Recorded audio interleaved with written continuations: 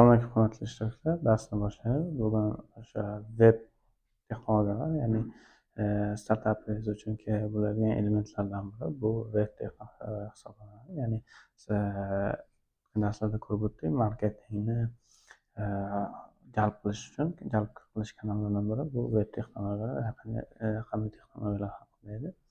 Ya'ni o'sha raqamli texnologiyalar orqali yangi kanallar yaratishingiz mumkin, ya'ni veb sayti orqali yoki dasturingiz startapingiz dastur bilan bog'liq bo'lsa, bu sizga kerak bo'ladi degan umiddamiz. Hop, taraqqiyotning ikki yo'li bor. O'tgan darslarda ko'rib o'tdik. Ya'ni bir narsani bitta g'oyamiz bor, uni ko'paytirish orqali yana bir o'sishimiz mumkin, ya'ni kengaytirishimiz mumkin, ya'ni setlar deyiladi. Ya'ni bitta aytaylik do'kon ochdik, keyin o'sha do'konni nusxa olib keyingi joyga ochdik va hokazo. Shu orqali set, ya'ni tarmoq hosil qildik, ya'ni do'konlar tarmog'ini hosil qildik. Bu an'anaviy biznes hisoblanadi, bu gorizontal hisoblanadi. Vertikal o'sish esa bu o'sha startaplarda odatda ko'rinadi, ya'ni noldan birga yangi texnologiya yaratish orqali birdaniga o'sishimiz mumkin. Bu vertikal orqali vertikal o'sish deyiladi. Xo'p, web dasturlar yaratganda ko'pchilik miflar bor.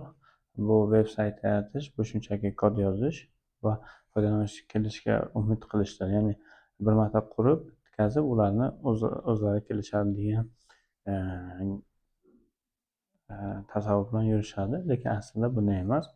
Eng qimmat xato bu mavjudligi tasdiqlanmasdan turib to'liq yechim, full solution qurish, ya'ni bozorga o'sha muammoni aniqlamasdan, muammo bor yoki yo'qligini to'liq yechmasdan, ularga kerakmi yo'qligini aniqlamasdan bozorga kerak bo'lmagan mahsulot yaratish.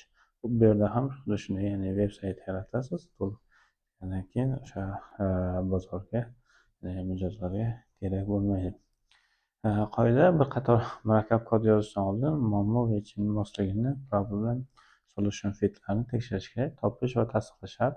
Fiklar arzon, ammo ularni amalga oshirish juda qimmat hisoblanadi. Ya'ni juda ham ko'p g'oyalar bo'lishi mumkin, lekin amalga oshirishimiz qiyin. Shuning uchun o'sha bozorga kerak bo'lgan elementni yaratishimiz kerak ekan. Xo'p, foydalanuvchilar muammosiga tashxis qo'yish birinchisi. Bu yashirin bo'lishi mumkin. Muammo bor, lekin foydalanuvchi buni o'zi bilmaydi. Muammo yashirin bo'ladi. Ikkinchisi passiv, muammoni biladi, lekin uni hal qilish uchun hech qanday harakat qilmaydi. Uchinchisi aktiv, faol, ya'ni muammo tushunadi va faol ravishda yechim qidiryapti.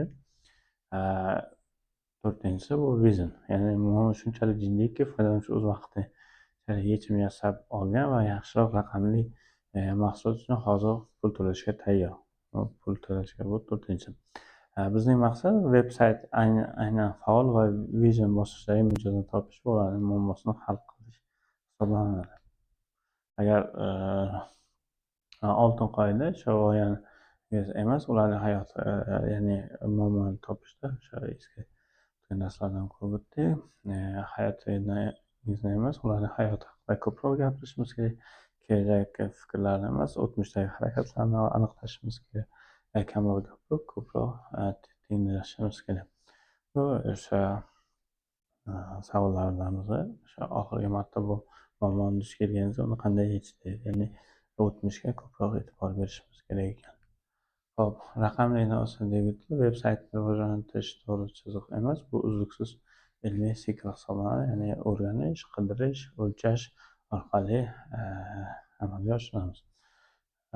Ushbu siklga qancha tez o'tsangiz, bozordagi raqobat ustuningiz shuncha yuqori bo'ladi. Minimal hayotiy mahsulot bu chala yoki sifatsiz mahsulot emas, bu maksimal darajada tez o'rganish uchun eng kam vaqt va kuch sarflab yasalgan vositadir. O'tgan darslarni ko'rib o'tdik bu MVP haqida. Birinchi MVP quyida aniqlik MVP bo'lishi mumkin, ya'ni low fidelity, ya'ni muammoni sinash, oddiy landing page orqali sinab ko'rishingiz mumkin. Keyin yuqori aniqlikda MVP, high fidelity orqali yechimni sinashimiz mumkin. Ishonchli veb ilova yoki Wizard of ya'ni sehrli usul orqali test qilishimiz mumkin. Mijozni tizimini avtomatlashtirgan deb o'ylaydi, lekin orqa fonda insonlar qo'lida ishlaydi. Bu yana butun usul MVPni usullaridan biri. Hop, raqamli mahsulot 5 ta o'sish boshliqlari bor. Empatiya, ya'ni odamlar hal qilishni kerak bo'lgan jiddiy muammoga egami.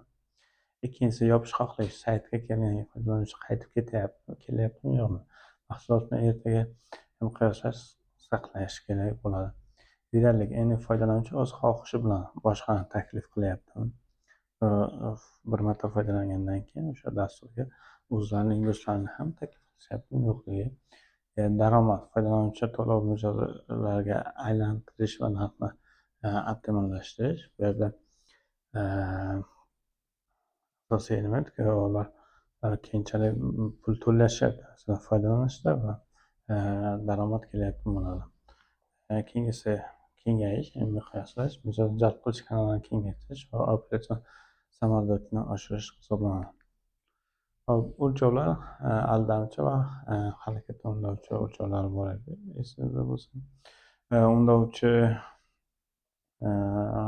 bu yerda kunlik faol foydalanuvchilar, konversiya darajasi, viral content, mijozni jalb qilish narxi qanchaga tushyapti va Xo'p, keyingisi bu aldamchi metrika. Bunda umumiy ro'yxatga o'tgan soni ko'p bo'lishi mumkin, sahifa ko'rishlar ko'p bo'lishi mumkin, layklar ko'rish mumkin. Bular aldamchi metrikalar hisoblanadi. Ko'proq harakatga undovchi actionable metrikaga ko'proq e'tibor berish kerak. Oltin qoida, o'zgarishga olib kelmaydigan ma'lumotlarni o'lchash vaqtni bekorga sarflash hisoblanadi. O'zgarishga bo'lishi kerak ekan. Hop, asosiy maqsad texnologiya va mukammal raqobat qizil umuv hisoblanadi. Hamma bir xil mahsulotlarni bir xil narxlarda taklif qiladi. Foyda nolga intiladi. Bu texnologiya monopoli ko'k umuv deyiladi. Sizning veb-saytingiz yoki texnologiyangiz shunchaki o'ziga xos va mukammal, hech bir kompaniya unga yaqin o'rinbosar taklif qila olmaydi. Bu bitta usul. Unix qoidasi, haqiqiy monopol ustunlikka erishish uchun sizning texnologiya eng yaqin raqobatchidan kamida 10 barobar yaxshiroq bo'lishi kerak. Maqsad shunchaki raqobatlashish emas, bozorni to'liq egallash hisoblanadi. Hop, qisqacha qilib aytadigan bo'lsak, raqam debitini yig'ish uchun birinchi muammoni topish, faol va vizingga e'tibor berishimiz kerak ekan, tasdiqlashimiz kerak. Orqali ona testi orqali g'oyani emas, xatti-harakatini sinashimiz mumkin. Keyingisi qurish, muammoni arzon orqali ekanmiz. Keyin sikl, ya'ni qurish, o'lchash, o'rganish orqali o'z siklni ishga tushiramiz.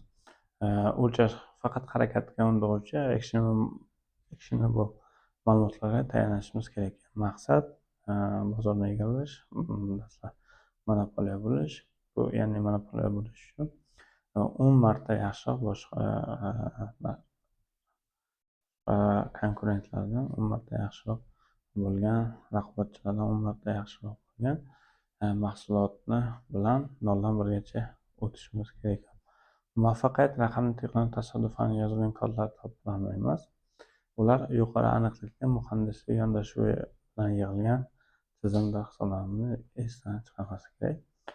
Hop, sog'lom bo'lsa, marhamat.